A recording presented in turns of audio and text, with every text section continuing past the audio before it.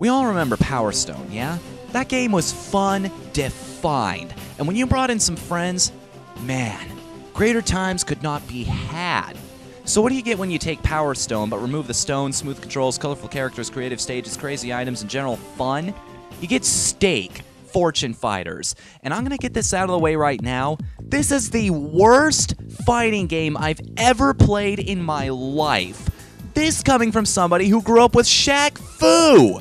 In fact, this game is so bad, I can use Shaq Fu as a comparison to show everything it does wrong. Shaq Fu had a story. A bad one, but a story nonetheless. In Stake, you get nothing.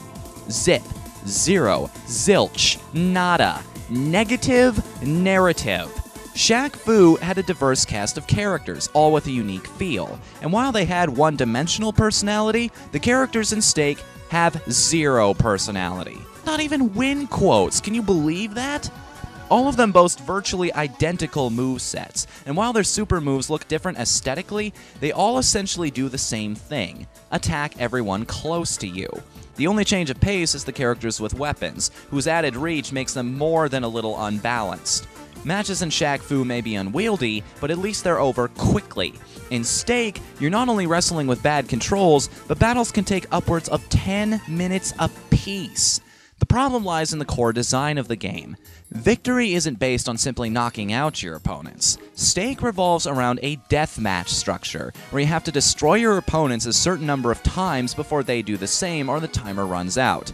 In arcade mode, you start at 2 kills and add 1 to the total you need to progress every round. Now, you'd think they'd stop somewhere around 4, maybe 5 before we get to the final boss, but Stake went up to 6, 7, and finally an 8-kill round where I could not progress any further.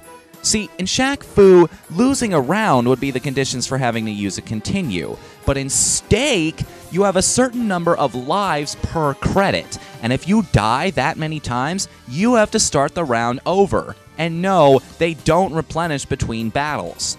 The reason I never beat arcade mode is because between the dino damage the super moves do and the shitty hit detection, I was losing all my lives trying to get the kills I needed before the damn round was over. At least in Shaq Fu, the conditions for winning and losing made something resembling sense.